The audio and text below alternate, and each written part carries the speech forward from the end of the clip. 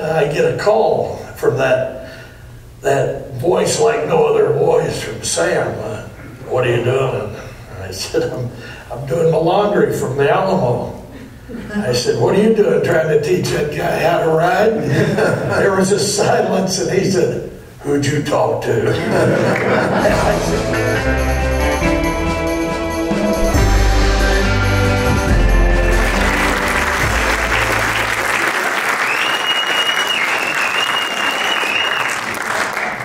Thank you all. A Word on Westerns today is paying tribute to bad guys. And we have them in the house. We have them in the audience.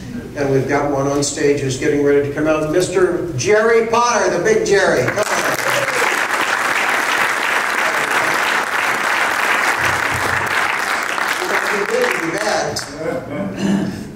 Here we go. Well, Jerry, before we start talking about your bad guy things, I saw in your resume that you were in the Gary Shandling anniversary special. Yeah. I want to know about that. Those are brilliant shows. Yeah, I had a chance to just, me thinking to myself as a cowboy actor, bad guy, to get with a comedy genius like Gary Shandling, worked with George Carlin and became friends with him, and who would figure, you know, George Carlin and I would be friends. But yeah, Shandling was a great guy, and it's such a shame to have him leave us at this stage of his life. Just crazy. Well, one of the first credits I have for you is a documentary about Westerns, the All-American Cowboy. Jim Drury was the host, but boy, interviews with lots of people that we know. Yeah. Chuck Connors was in it. In fact, I got a picture on the wall of me pulling. Chuck is sitting in the bed of a pickup truck, and I'm pulling his boots off. That's a memorable moment. Yeah. But Taylor was in it, Johnny Crawford, Leo Gordon. That was the first time I'd ever been around Leo, and got really a kick out of spending some time with him, because he was one of the prototype heavies when I was coming up. But I didn't try to copy him, but I just thought of him when I was doing a hard piece of business, and I had to be a kind of a steely killer. Leo Gordon is the guy that I thought that nobody was badder than he was. Of course, this guy sitting right down here with the sunglasses, the dark glasses, and the shotgun, and Cool Hand Luke. He shot Paul Newman. You bet. You don't get any better than that. Well, you worked in the Alamo, 13 Days of Glory, also, which was Jim Arness. We had Alec Baldwin as Travis. Now, this is before people knew he was a comedian. You bet. I think it's before he knew he was a comedian. Yeah, that was a great cast. John Furlong, a great character actor, who was, and Gene Evans, who was my hero. When I would see Gene with that red beard, I thought I was a red-headed kid, and I always thought Gene looked like my dad, my image of my dad, and it was such a great deal to do 6 weeks on location with Gene. In Brackenville, right? Brackenville, the original John said, and. Yeah, Gene taught me a lot about spending 6 weeks on a show. Like, what did you learn? Yeah. What tips did Gene give you? Well, Gene, you know, Brackenville also had a gift shop, and they sold moccasins and fake arrowheads and things like that. Gene would go over and buy $5 worth of arrowheads, those little plastic made in China deals, and in the morning when we were having coffee, he'd give me a handful of them, and we'd put them in our pockets, and wherever we went on the set, we would drop them and then kick some dirt over them. And guys were finding arrowheads all over. And Evans is, the people that didn't know his humor, it was great, because Gene, when we get in our hotel room, the first thing he does is call me, and he said, wasn't that nice of Bert and the production bunch with the wine? And I said, what are you talking about? And he said, well, the fruit and all the nuts and whatever. He said, that's great. He said, wait a minute, you got one, didn't you? And I said, no. And he said, well, I'm sure that you'll get it, you know. Well, he didn't ask you anything. That's Evans, boy, right? He's giving it to you. Yeah, he worked with Burt Kennedy a lot. And at the Alamo down there working for Burt, we were right next to Sam Elliott's company, and they were shooting Sam Houston. They were staying in the Holiday Inn, and we were staying at the Ramada, and I got to have a lot of nighttime drinks with the Sam and his stunt guy, R.L. Palmer, that I knew for years from roping around, and Sam turned me on to a great role that was coming up that he was going on as soon as they closed camp on Sam Houston. And that would have been Louis L'Amour's Quick and the Dead. That was the Quick and the Dead, yeah. And so how did you get that part? Well, Sam told me, he said, let me read you the breakdown here, and this character is you. They describe you. And the character's name was Red Heil. And of course, in those days, I still had the red beard. But he said, this guy's got to be able to horseback, and he said it's the heavy of the movie, and you're the guy. And he said when you call your agent tomorrow and tell him to submit you on this show, because he said we're going to start it right after we leave here. And of course I called Steve at daylight and said jump on this deal and tell him Sam sent you, you know. And so Steve gets a couple of pictures together and runs it right over there and submits me, and the casting lady says, that part's already cast.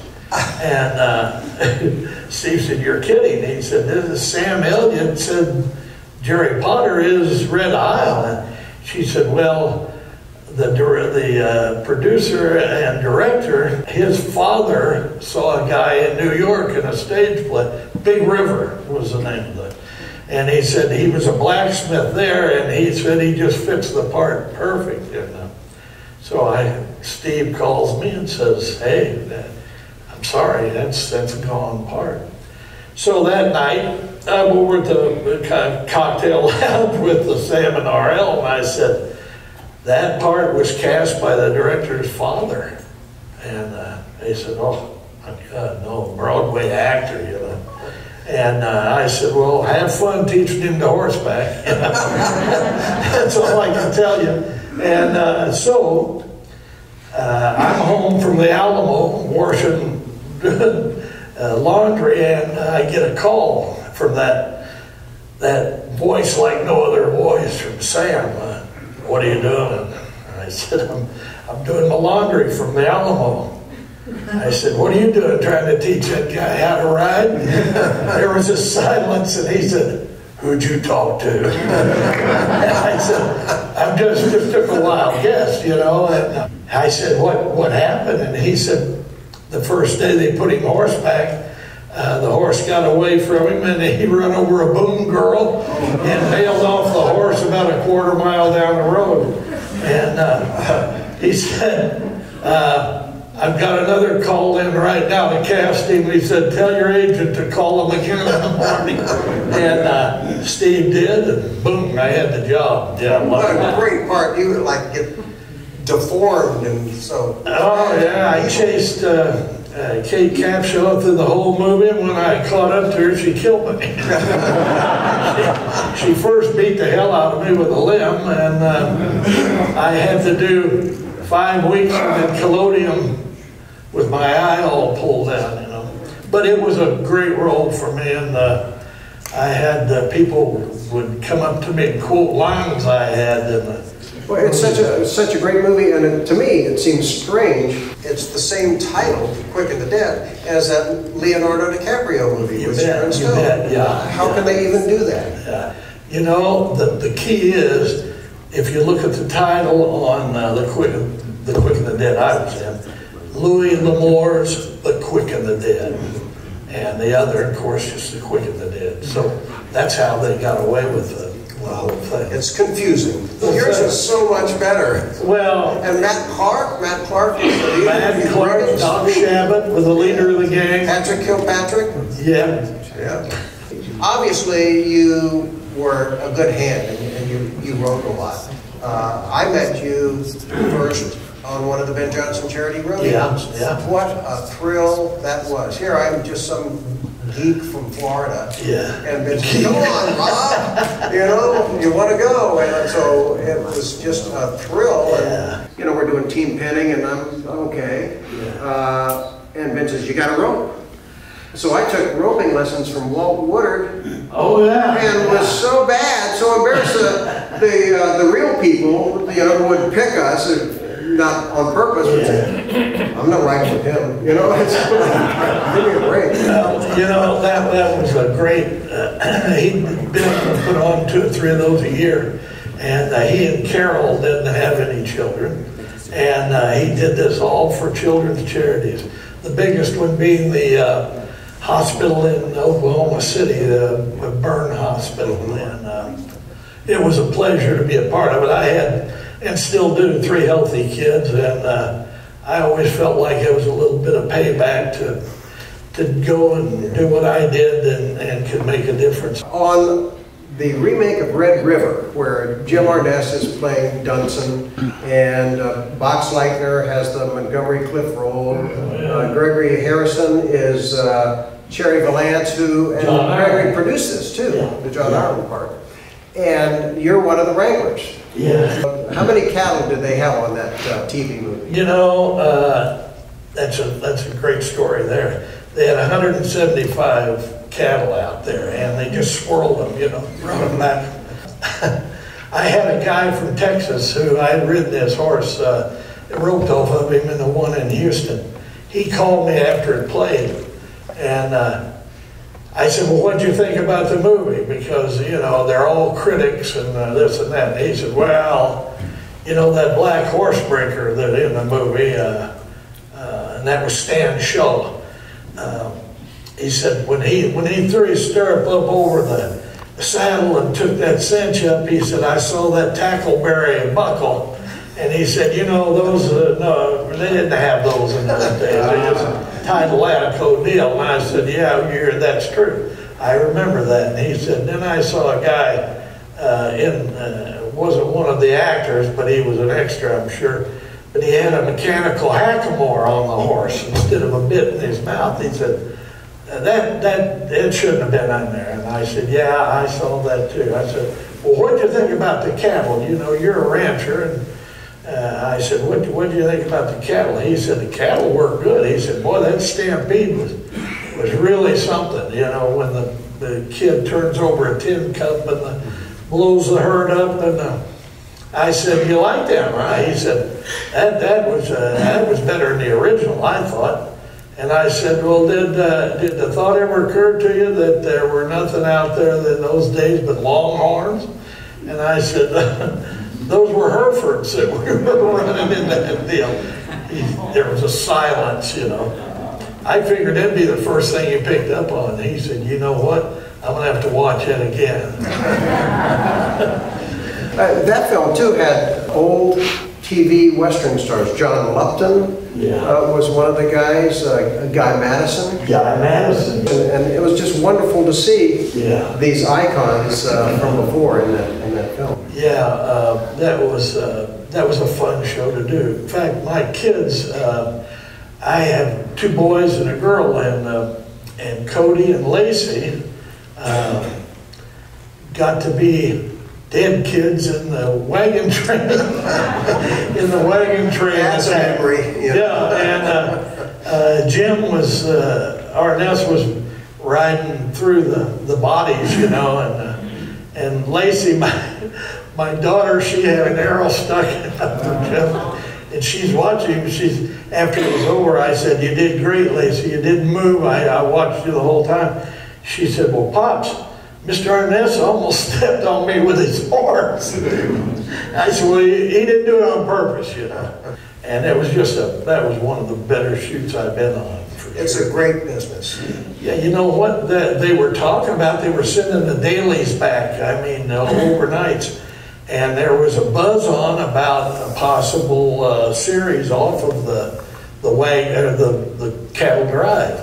And they did it. Rawhide. Yeah, really.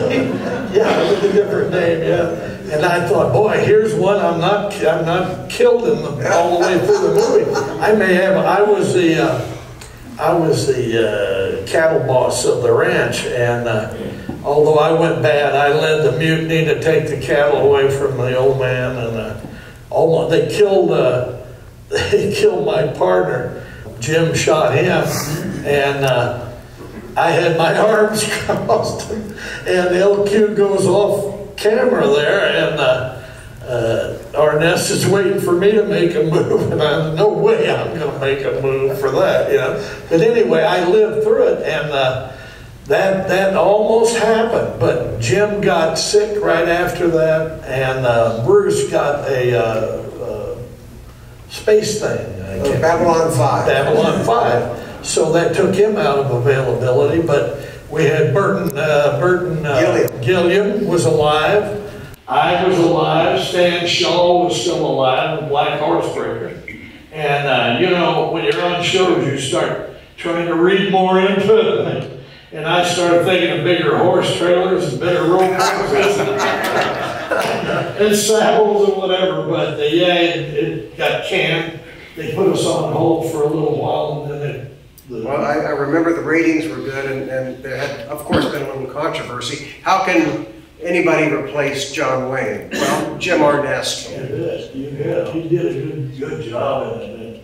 I got to do the Alamo, of course, and that one with Jim. And what a great guy to work with. You're a great guy, too. I want to thank you for driving. Thank you, Rob. Thanks for having me. Well, it's good to see you, too. Well, we're going to be built with a guy like this. All right, we got another bad guy to bring out. Let's have a big hand for Jerry Fox.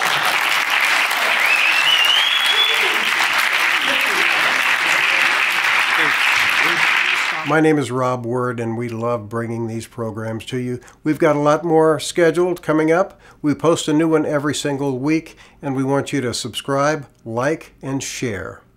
Thanks for watching.